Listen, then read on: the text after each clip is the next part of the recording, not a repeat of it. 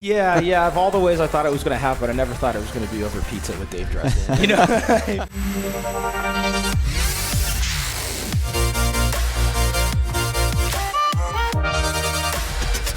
What's up, Passionate DJs? You're listening to the Passionate DJ Podcast, and as always, I'm your host, David Michael. Thank you so much for listening to today's episode. We have a lot to get into, but I want to introduce today's special guest for our main segment. He goes by the name Entel, and we actually had him for a live event, and we were supposed to record an interview with him on the spot at that live event, but things got so crazy and hectic and actually went really well, but we didn't really get a chance to record that interview, so we did one here in studio.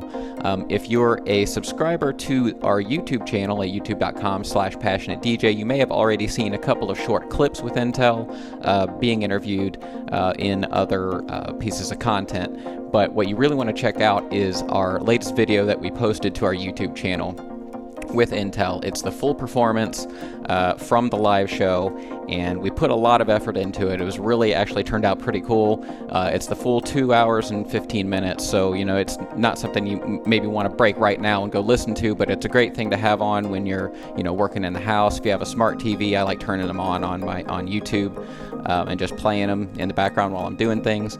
But it's also a good one to just skim through and check it out and kind of see what it is that we're doing right now with Passionate DJ and why it's taking so long for these podcast episodes to come out. So I do apologize for that. I know that some of you Passionate DJs are primarily audio podcast listeners. You listen in your car, on your when you're taking a run or something like that. And so I am mindful of that. I am aware of it. The reason that the podcast has been a little bit sparse basically all year is mostly because we've been creating so many different types of new types of content, and we're having a lot of fun with it. And if you're a YouTube subscriber, you already know some of the things that we've been doing. I highly recommend that you check out that Entel mix, especially if you're into, like I am, sort of melodic dance music. It was 4-to-the-floor stuff, so kind of progressive house, maybe slower trance kind of sound, and just really beautiful stuff. And it really was perfect for the tone that we were trying to set for this event, and actually this series of events that Passionate DJ is getting itself involved in. So we're going to talk a little bit about that with Entel when we get into our interview here shortly, but I want to go through a few things here before we do that. Just personally, a couple of off-topic things, other reasons that there's been a little bit of delay getting this episode out, besides the fact that we couldn't record the interview on site. Personally speaking, I've got a new dog. She's a golden retriever. They said she's 4 years old. We think she's a little younger. Her name's Zora, and she's sitting just out of frame, being a very, very good girl, which I'm going to say in the most monotone voice possible, or else I will totally ruin that. She is a very attention-hungry and honestly the sweetest dog I've ever seen. I mean, she jumps on you like she thinks she's a lap dog, even though she's got to be 80, 90, 100 pounds, but she jumps on top of you and then just wants to snuggle all the time. And so she's actually here in the room with me, which sounds familiar. Colin, my other dog, also likes to hang out here in studio, so I'm taking advantage of the moment that I can to take this recording while she doesn't require my direct attention. So she's wonderful. The name Zora, if you're a Zelda fan like I am, the Zora people are like water type, like fish people in the Zelda franchise. And the first thing that she did when I brought her home was jump into our pond. And when I say pond, I mean like it's a little decorative pond. This is not like a small lake kind of pond, okay? This is like a little water feature in our backyard.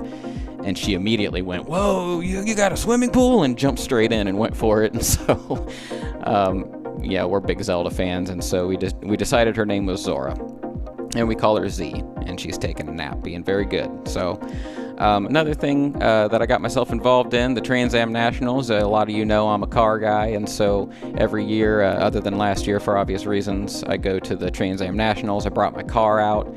And the reason I bring that up is because I had it all nice and cleaned up and shiny for another event that we did at the same spot as this Entel show, and it was called Caffeine and Gasoline. When I say we, this wasn't a Passionate DJ event, it just happened to be at the same place. But I wanted to go and support the spot, which is called HQ DOIT. You also may have heard me refer to it as Solidude or Solidude HQ in the past on other pieces of content. I think they've stuck with the name HQ DYT, which for if you're an out-of-town or international listener, basically just means headquarters Dayton. A lot of people are just calling it the warehouse or the spot, but they had kind of a cruise-in or a car show there, and Tony and Fatty Lumpkin played there, and there were a bunch of cars, and they took pictures of cars, and it was a really neat thing. So yeah, really into this HQ DYT spot. So I want to talk a little bit about what that even is before we talk about the event that we had. So basically it's a 12,000 square foot warehouse, literal warehouse, and they're turning it into sort of a creative space, sort of a shared space to do different, artsy things. I think they're setting up a stage for stand-up comedy. They have, painters come in and just basically anything around,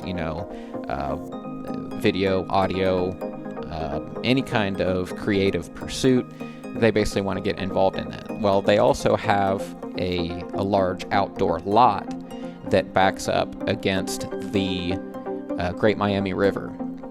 And right next to it are some railroad trusses, and the train goes by every, 30 or 40 minutes, or somebody in Dayton will correct me and they'll know more specifically, but every once in a while, once or twice a set, a time slot, the train goes by, and it's just a really neat spot because the sun sets behind the river and behind those railroad trusses, and it just makes for a really touchy-feely, feel-good kind of outdoor experience. And so we wanted to really use Passionate DJ and use this new series of events to kind of show off that space for them. And so we kind of worked together and put our heads together, and we've started this new series. So basically we got a bunch of people together. Tony basically spearheaded the entire event. We put it together. I'm not going to talk too much about the specifics of it today because we're going to create a piece of content. It's basically a mini documentary called Day of the Big Show. We've done this before for a Paul Oakenfold show, and we're going to try to make that into a series as we do some of these events. We'll talk about, how we get the sound set up and how we had to work with the artist and all those sort of behind the scenes things. And so we're creating a lot of content for Passionate DJ around this new space. We had an artist come out. Jade's Gems is her. I'll put the Instagram link below. That's her artist page. She came out and painted a big mural for us, and she's actually going to keep doing this, doing kind of specialized pieces for different events that we do. We had drones, we had like high-speed camera shots. We had a food truck, shout out to Fat and Rich, who provided some amazing tacos and all kinds of stuff. I just had the tacos. But it was just a really cool thing, and the whole night was really special because, for people here in Dayton, this was kind of the first night back out sort of thing since the pandemic. And so there was this, everybody was really excited, and when people showed up, and once the event really started, it was really cool to watch because, there were everybody was smiling, and there were a lot of dancers, and it wasn't super packed. It was a good turnout, but there was the sense that it was really needed. I heard that a lot. Like, I heard a couple of people say, I really needed something like this. It's been too long. Thank you for providing this experience, so on. And so we're going to keep doing it. So we actually are doing one this coming Saturday. That'll be September 18th. we're bringing our friend Xander back in as the headliner. You'll remember Xander from the show here. We've also posted mixes from him in the past. Really great stuff. He's a DJ producer out of Columbus, Ohio. We also have Matt Freeman and Ron Mills playing that show. If you'd like to know more about that show, if you maybe live in the Midwest, you can make it to this show and you hear this in time, just get into our Facebook community group. You can get to that at passionatedj.com/community, or just make sure you follow the Passionate DJ page and keep an eye out for those announcements. You can find the address on there and all that kind of stuff. The first event was really neat because it was very... we took a lot of inspiration from the rave days, so we didn't really directly promote the show, like, at all. We did create a digital flyer. Freeman Design Company created one for us. But it was just sort of like passed around on text, and then I think me and Tony eventually posted it on Facebook, and it got shared a little bit, but we didn't post an address. We didn't say really much about it. It was very word of mouth right up to the last minute. And so it felt kind of ravey in that sense, which I thought was a pretty cool vibe. So we're looking forward to having Xander out on Saturday. We'll be doing, once again, creating a bunch of content around that, recording the show, and we hope to get that to you soon. So we're also going to hopefully do a event in October. That one is to be announced, so keep an eye out for that. The other thing I want to talk about is, because we're creating all these new kinds of content around Passionate DJ, especially around YouTube, I've decided that it would be a good idea to break out some of our content into a second channel, specifically all of these DJ mixes and performances that we're recording now, because while I think we're doing something really special there, we're bringing some pretty cool... we're really trying to bring people into the dance floor and like into the event and kind of behind the curtain a little bit and show what it was really like to be there that night, rather than just giving you like a plain boring forward shot, right? And so I think that's a really special thing, but it's not what we've established the Passionate DJ YouTube channel around. And statistically, that's more hardware reviews and how-to content and just talking about DJ stuff, DJ news, even just touchy-feely type of topics, Passionate DJ, right?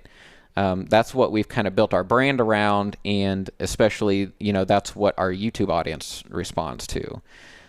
So what I've decided to do is break out into a second channel for those performances. It's literally called Passionate DJ Performances, and it's brand new. Like, at the time I'm saying this into this microphone, there are 0 subscribers. So the easiest way for you to help me out with this is to go to passionatedj.com/music. It'll forward you straight to that new channel. Give it a subscribe, and hit that notification bell if you want to get those notifications when we post these new mixes, because we're going to stop posting those to the main channel. And there's a few reasons that I'm doing that. It benefits you, and it benefits me, and it benefits YouTube to do this. Basically, if somebody is subscribing to the main channel because of a review of the A-Track mixer or something like that, or like they saw my guide on how to become a DJ, and they find the YouTube channel, and then they subscribe to it, and then they just get a bunch of music, they're either going to unsubscribe, they're going to stop paying attention, or they're going to click on it and just watch for a few seconds and then click off. And those are signals to YouTube and to the algorithm saying, hey, your audience is not engaging with this content, right? So a lot of you who are listening right now, especially podcast listeners, you're going to be one of the super fans probably. So you probably want those mixes and that other content, but maybe you don't want those mixed up, right? So now we have those broken out into separate channels. You can get separate notifications for those. You can subscribe to one or the other or both. It's kind of your decision. If you don't want a bunch of music showing up in your subscription feed, then you don't have to subscribe to that, or you don't have to hit the notification bell. It would still really help if you'd subscribe. Please, especially on a brand new channel. I'm a little nervous to split our audience in this way, so if you are a super fan, it would really help us out to go and follow that second channel. So once again, passionatedj.com/music. It'll forward you straight there, and I'm going to launch that channel with 2 other mixes from this night that we're talking about.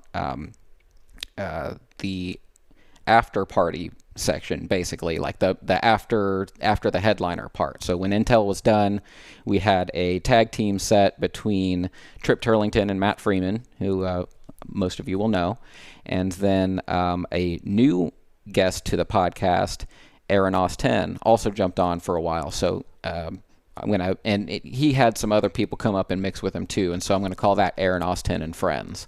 And so we'll have those 2 mixes going up hopefully within this week. So go give it a subscribe, hit the bell if you want to get those notifications. And by the way, just one more, just doing my due diligence here. On individual videos, the like button is a pretty big thing on the YouTube algorithm right now, supposedly. So if you do like a video, it really helps us out to just take that 2 seconds and boop, hit that like button. If you're watching the YouTube version right now, you might see behind me there is a shipping box behind me, and inside that is, drumroll, a Play Differently Model 1.4, which, if you've never heard of that, you're going to want to check this out, because this is basically like a high-end, I don't know if I want to say boutique mixer, but it's, they're not in clubs all over the place. These are the mixers that are used by the likes of Richie Houghton and Nicole Madauber and like techno DJs specifically, because it was like a Richie Houghton sort of collaborative project. I'm really excited to have this mixer in my hands right now. Shout out to the DJ Hookup for hooking it up. So I'll be creating a review for them. Make sure you go check them out as well, the DJ Hookup on YouTube. And then once I'm done with that, we'll be creating some other content around this, probably do some audio analysis and other fun stuff to see what this mixer is really about. So definitely stick around for that. A couple other quick bits of DJ news, and then we'll get into our interview with Entel.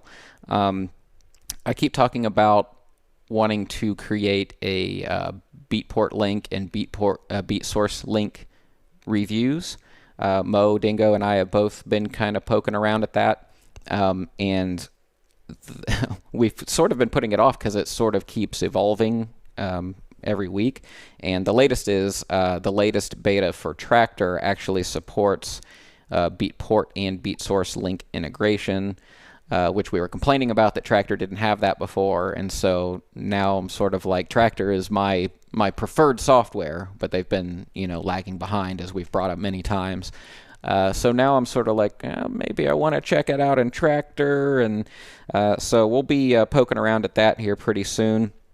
Also, there's now Serato support, HID support for the CDJ 3000s. A lot of people might not know this, but the CDJ 3000s actually didn't launch with direct, when I say HID support, using your CDJs like their DJ controllers.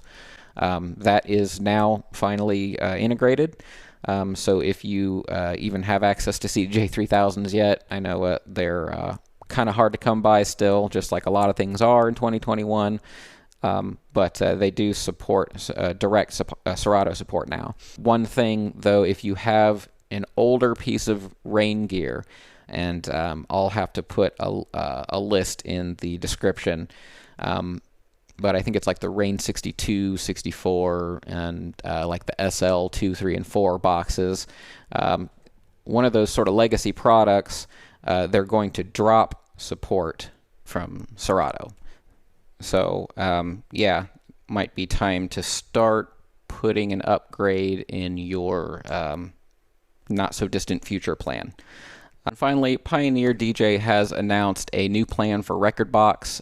It's called the Rekordbox Professional Plan, and basically it comes with a few things. The most notable thing is the Cloud Unlimited plan with Dropbox. But what they do is it makes it so that your music files don't count against your storage. So if you're storing music, it's unlimited storage if you have this Rekordbox plan, if that makes sense. It also has an auto upload feature. You can set your Rekordbox software to automatically upload new music to the cloud.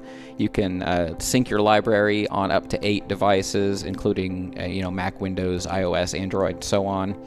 Your device library backup, so you can back up your Rekordbox library to the cloud and then restore it at any time. So you have that security feature. So one thing worth checking out if you're invested in Rekordbox. And I think that's pretty much going to cover everything. I've rambled on long enough. I really want to get into this interview with Entel.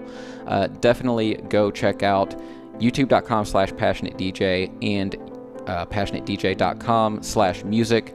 Follow both of those channels if you're not already, and let's get on to our interview.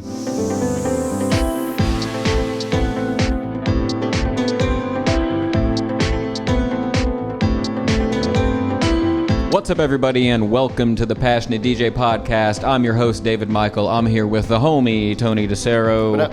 And our special guest today is the one and only Entel. How you guys doing? Anthony, thank you so much for being here with us today and for actually making a second trip all the way from Columbus, Ohio, to talk about the reason that you came down the first time for us here at Passionate DJ, which was to play an amazing set and do what it is that you do as Entel. So I guess let's start with who you are and what it is that you do right now, and then we'll talk about how you got here. All right, my name's Entel.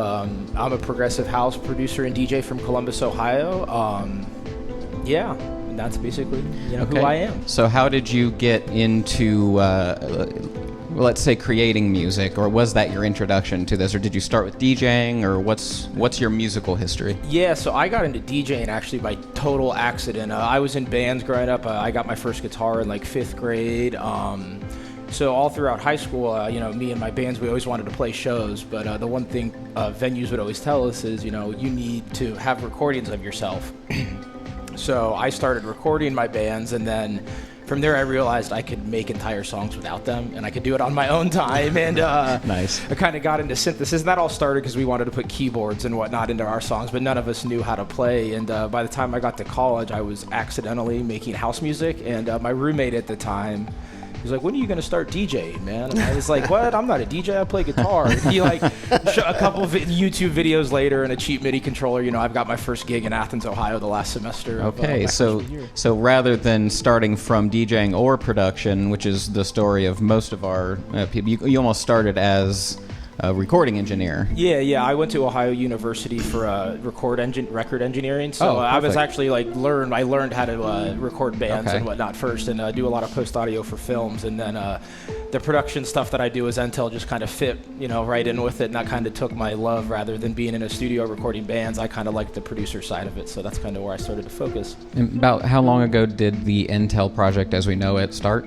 I think we're on 9 years now. I think 2011 was when I actually came up with the idea and started it. Yeah. And has it always been kind of well, I don't want to describe yours. You tell me what the sound is and how it started, and maybe if it's evolved, how it has. It's funny. The one thing I can kind of say is, in between over the years, I've kind of experimented with bass music. I think I have a couple drum and bass, dubstep songs, but no, it's always been progressive house. Actually, in 2012, I saw Avicii for the first time, and that's kind of, before that, it was a bunch of downlink, Excision. I remember finding the Shambhala mixes, but I saw Avicii once, and it was just like, dude, what is this? And he was actually my first experience with progressive house. Where did you see him? Wow. Toronto at Veld Music Festival. Nice. So yeah, there's actually an American artist that was playing before him that was bass music, and me and my buddies were all pissed. We're like, wow, why doesn't dubstep? And after 2 hours of Avicii, we were like, forget it. What was that? We need more. So. Yeah. So you've worked. I was kind of crawling over your website and scouring with it. You've played some cool places and some cool gigs. Either with or following or before some cool DJs. Maybe you can share a couple of your favorite experiences there. Over the years, I got to I played with Lane 8 for the first This Never Happened tour, and I always say that was actually my favorite show that I can never talk or show photos of because there's no photos at that concert. But Cosmic Gate was another really cool one. Oh, wow. Matt Zoe was a pleasure to open for. Gabriel and Dresden and Grum, which are probably the 2 artists that have helped me the most over the last year and a half, were definitely highlights as well. So. Yeah, let's talk about that. So I know that you've had at least 1 or 2 Gabriel and Dresden remixes. Is that? One, yeah. One? Yeah. What was the track name again? I can't remember. It was a remix for their track Luna. Okay, and so I don't know if we're allowed to play a clip or not, but if we are, we'll drop it in here.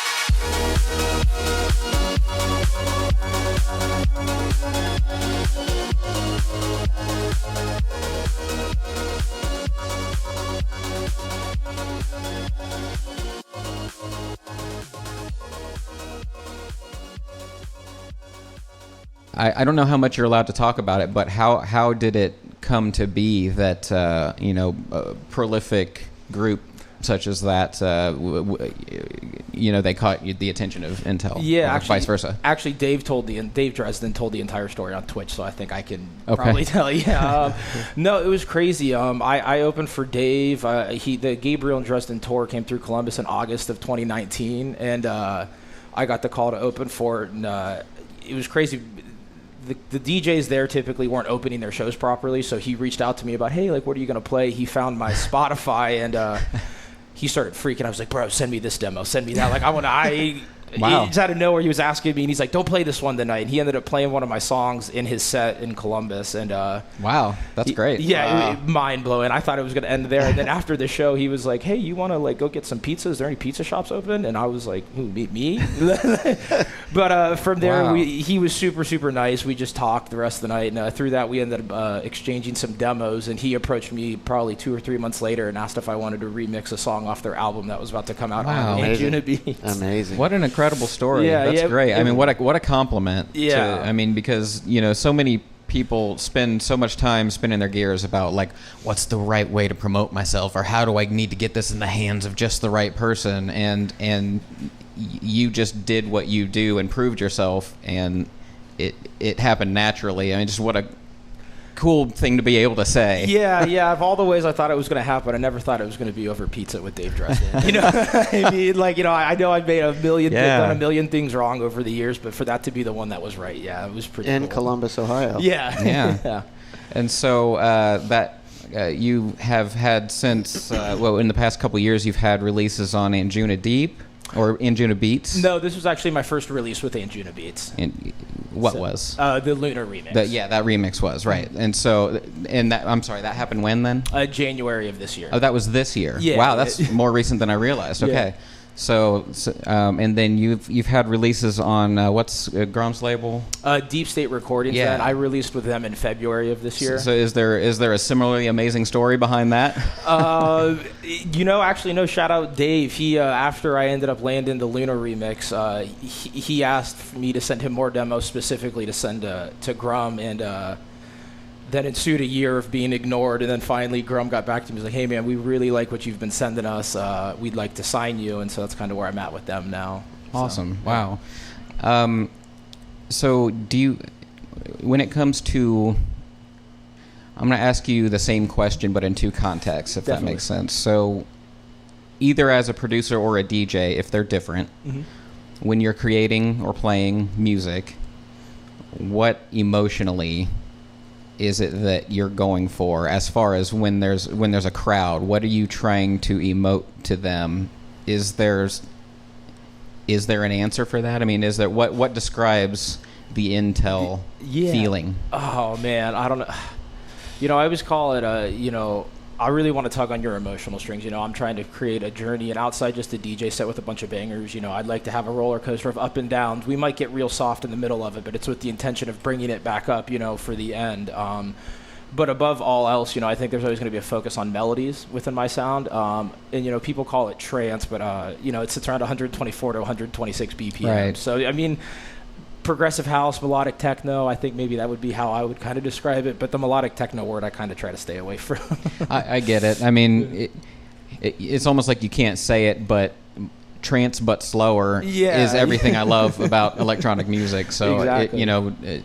That's going to kind of lead into the what got us talking on the podcast here in the first place, which is the event that we all kind of threw together at the warehouse. And I'd like to spend a little bit of time talking about that because Passionate DJ hasn't thrown in live in-person event since like 2014 for a one-year anniversary. So it was something that Tony largely spearheaded. He put together a team, actually started when I wasn't even in the state. It was from concept to execution. It was like bam, bam, bam, like a week and a half or something like that. Mm-hmm.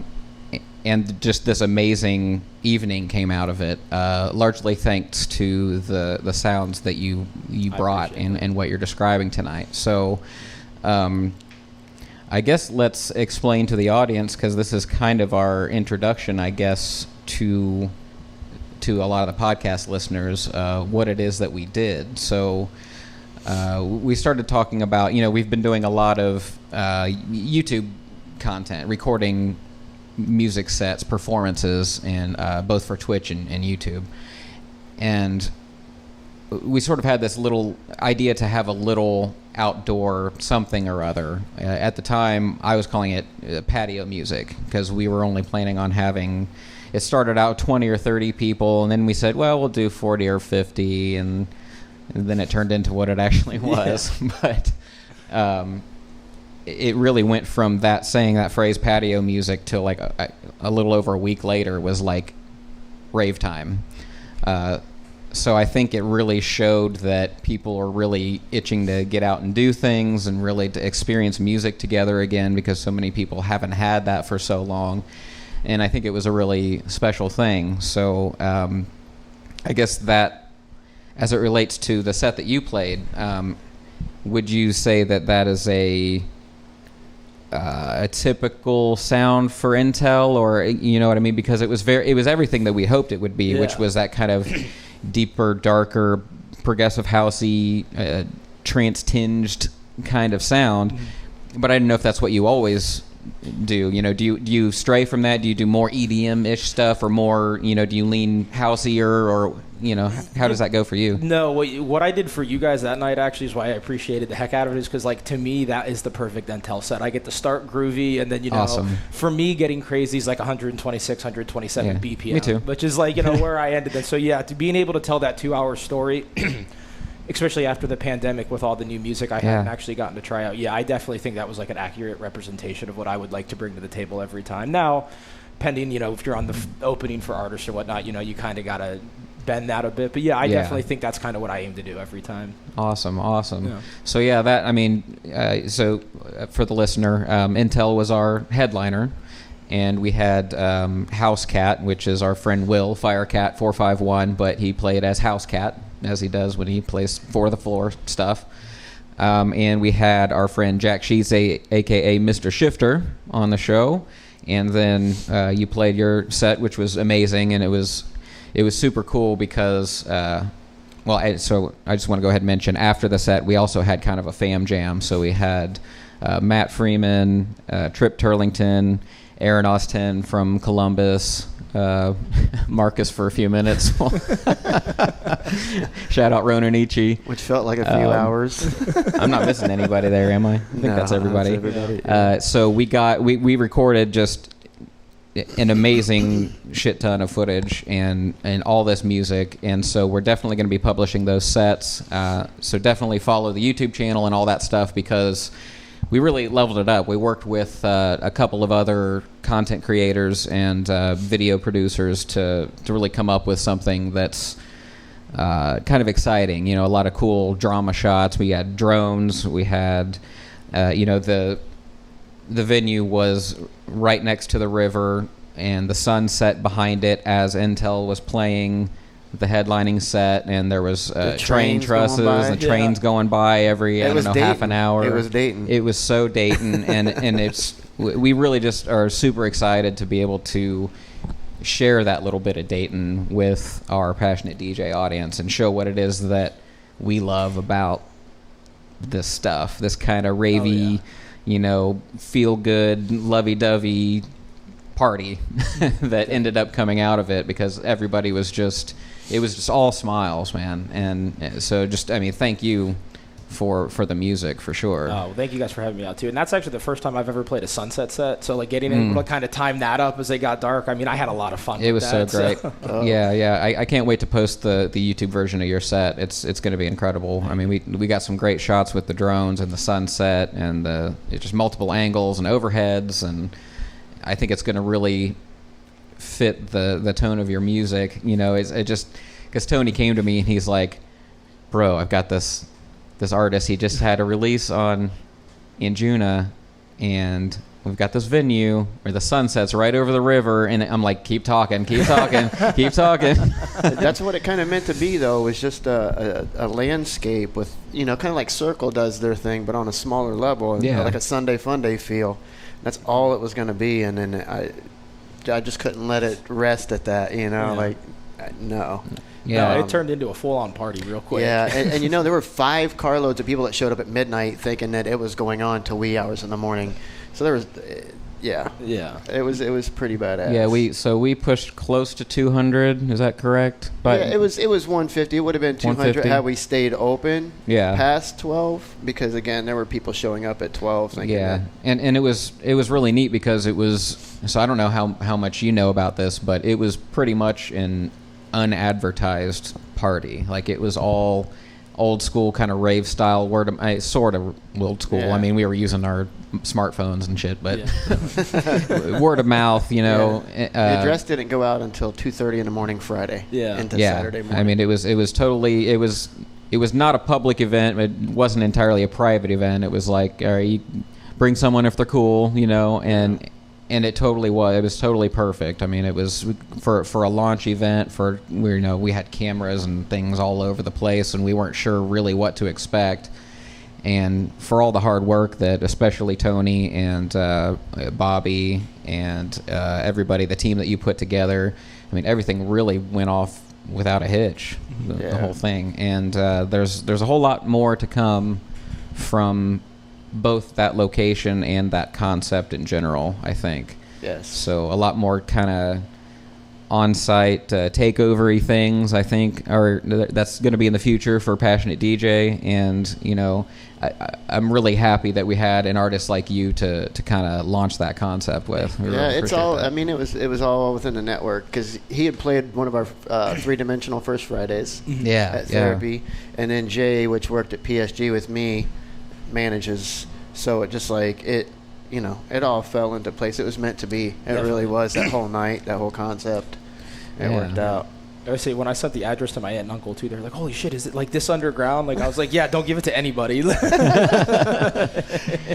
balloons are still there too. Lightweight deflated, awesome. But they're there. That's all good. Oh yeah, it was your birthday celebration. I even mentioned that part. So Well, shit. After the last year of not being able to play any music, I couldn't have thought of a better way to bring in 28 other than sharing it with the city of Dayton and all you guys. So So I guess a little bit about the venue where we did this. I'm not sure how big the lot is, but I know the building is 12,000 square feet. Mm-hmm. So just big old warehouse, lots of possibilities. It doesn't belong to us, but it's Tony's working closely with the owner, and Tony's going to be working closely with him on a lot of events, and so there's lots more to come from that. And we've already been talking about the possibility of taking the concept elsewhere and all that, but this place is cool because, they had a room to set up where we were actually supposed to do this podcast episode, and I just never made that happen. But it was cool because they really catered to all those needs. They're in the process of building like a stage, and they're going to do all kinds of different types of events. So I think it's going to be really cool for people in Dayton. Artist Resource Center. Yeah, nice. Artist Resources. So basically anybody who's a painter, a musician, a DJ, anything like that, and has a comedian, has a reason to have a creative space where they work with other creative people. This is probably going to be a place that comes up, and they'll likely be working through Mr. Tony DeCero. Yeah. So that's pretty cool. Absolutely. What else should we say about the venue? Do we want to shout out any names or anything? Kale, Megan. Yeah. Kill Marker. Yeah. Shout out. Megan. Megan. Mike Harmon. Mike did a lot of video production work for us. Mo Dingo, of course. He actually had another obligation that day, but he came out and brought his fancy camera and got some fancy shots later. What's Mike's production? Mike Harmon? Yeah, does he have a production company, or does he just work as himself? No, I think it's okay. just Mike Harmon. I just want to shout him out and give him the plugs if he does. So yeah, we can tag him too on his socials and our stuff with the media content. Jade for the art. Jade. Bobby, Chris Cahill for building that whole thing. Jeremy. Yeah. Street man, there was came out, did a lot of setup. A lot of love, man. Katie Day did the pipe and drape those setup. Drapes behind. Yeah, those were, we had a lot of compliments about the curtain setup behind the DJ. So I hope you guys appreciate that. Yeah. What was the food truck? The food truck was phenomenal. Yeah, Fat and Rich. Fat and Rich. That place was great. Oh yeah. PHAT and Rich. They were awesome, and it sounded like they're down to do it again. Yep. So we had dancers. We had we didn't have poi, but hoops and lights, and the girls doing all the fancy dances. It was just it had that whole vibe that night. And I just think that location is so cool because of it literally is a stone's throw away from the Great Miami River. It's got train tracks that run right past it. The sun sets in just the right place, and basically it's like a truck loading dock is where we built the DJ booth, and then we projected a bunch of lights and stuff on the side of it, and then it kind of goes over a lot, so the DJ booth is raised up from the crowd. DJ's in the warehouse. Yeah, in the warehouse. So 5 feet. Yeah, so it was interesting to watch people react because we called it a warehouse party, but we kept saying outdoor, and people were like, yeah. So then we were like, we have to really think about the wording of this, which I think was outdoor warehouse rave pop-up or something like that. I don't think we used the word rave. It was just outdoor warehouse pop-up. Warehouse pop-up. That's what it was. Jay wanted to make sure we put the word warehouse in there. Yeah. That was a good call on his behalf, yeah. So I look forward to seeing what Solitude HQ has in store just overall, because it's just such a big empty canvas right now. Yes. And there's possibility for us here at Passionate DJ to do not only more outdoor shows like that, but possibly do some indoor stuff and kind of change up the vibe. Tried changing the times up a little bit. Yeah. Do some nighttime stuff. That's one thing that we talked about as well is starting, because it was the doors were at 5 and it was so hot. So by the time the sun went down, there was a little group of people that left because they were so hot and tired. But had we had started at 7, and then you still have done the 8 to 10, I think it would have. But it went fucking pretty amazing. Yeah. I had a damn good time. Shout out JVL too. Yeah. Thank you. Yeah. Yeah. Thank you, Jay. So we'll definitely have to do it again, man. Yes. Yeah, definitely. Absolutely. The outdoor will probably be sometime next year in the spring when the weather's right. But yeah, definitely want to have you back. Definitely, man. I'd love to. Are you going to stick around in the studio today and play some tunes for us here as well? Definitely, awesome. Yeah. What do you plan on sharing today? Just some new tracks you have, or is it stuff you're working on? I exported 2 new ones yesterday, so I guess I'll see how those okay. sound. Yeah, forgive me if the masters aren't proper. Yeah. All right. That's cool. So I do want to ask you a couple of quick questions that I try to ask everyone, and one is, do you have any terrible, awful, bad DJ gig stories, or at least hilarious stories? You know, dude, when I was in college, I used to do all the sorority and fraternity, like, midday stuff, and I'm not going to get into them, but yeah, those are pretty weird. Those can be pretty weird, like on a Sunday afternoon at 2 when you got a bunch of people rushing a fraternity or sorority, but no, I've been pretty fortunate. I've never been removed from the decks before. No, I feel really lucky. I really don't have any too bad of horror stories outside of, like, flash drives having, like, emergency loops and shit. But, yeah. And then kind of the opposite question: do you have like a favorite gig moment? Yeah. Shout out my buddy DJ B-Funk Brandon Thompson. When we were in shout out B-Funk. Yeah, I love Brandon. He was actually the first person to book an Entel show, and he's probably like my oldest mentor. I owe that dude a lot. But he used to do the Halloween stages in Athens, and my junior, senior, and then the year I graduated. After I graduated, he brought me back. But I mean, being able to play on that campus to a packed street of people on Court Street, not see where the crowd ends, and like be surrounded by like my favorite, some of my best friends that I started DJing with. That's probably like one of my best memories. Yeah. Nice. That's awesome, man. Yeah. We've been trying to get cross paths again with Brandon as he's up here because his wife is from Miamisburg area. So when he comes up, we try and get him in here, but we haven't had him yet. Definitely. Soon. Miss that guy, man. Oh, yeah. Where did the name Entel come from? Oh, shit. I don't really like the origin story, but this is what it is. So we were talking about back like when Entel started, 2011, 2012, dubstep started to be the primary genre in the United States. So I was the weirdo playing electro house or progressive house or, for the floor type stuff. So Entel was born because I wanted to give you the Entel on music you hadn't heard before.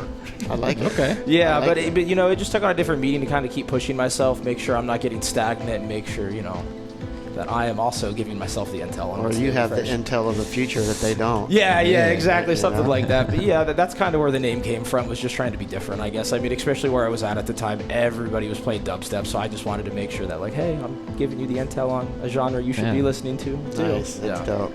Yeah, I like it. Besides electronic music, this is kind of the what's on your iPod question. Like, what do you like to listen to? Oh, dude, a lot of heavy metal. I don't know, Slipknot. Heavy metal, okay. A lot of Slipknot. Texas in July is a good one. Red Hot Chili Peppers are actually my favorite band of all time. Okay. And recently I've been on a really big Korn kick. I don't know. I watched their Woodstock 99 set the other day. It's just had it on loop since. But yeah. Freak on a leash. Yeah, definitely. But a lot of rock music when I'm not listening to electronic music. So yeah. Nice. Okay. Rock boy. Yeah. And one thing we didn't really talk about was gear. What do you play on at home, and what do you prefer to play on, both hardware-wise and also like platform, Serato or? Shit. Actually, Traktor's my favorite software, but I don't think I haven't used that for like 6 or 7 years. I just play on CDJs now. Yeah. But, just easy flash drives. Anything that you can play off record box for the most part is what I prefer. But I can use Traktor and Serato if I need to. So yeah. Cool. Anything that we're skipping over as far as the that we want to mention about the warehouse and upcoming performances and things? No. I think that's probably enough to tease with, and then we've got a lot of great sets. We've got at least 4 or 5 great sets coming out of that, so that's gonna be pretty dope. All right, well, I'm looking forward to hearing what you're going to play for us today, man. Yeah. You came all this way, so we don't want to make you chat the whole time. We'll let you do what you do. Do DJ thing. Yeah, do the thing. So, you've been listening to the Passionate DJ podcast. This has been Entel. I'm David Michael. This is Tony DeCero. And once again, keep on spinning.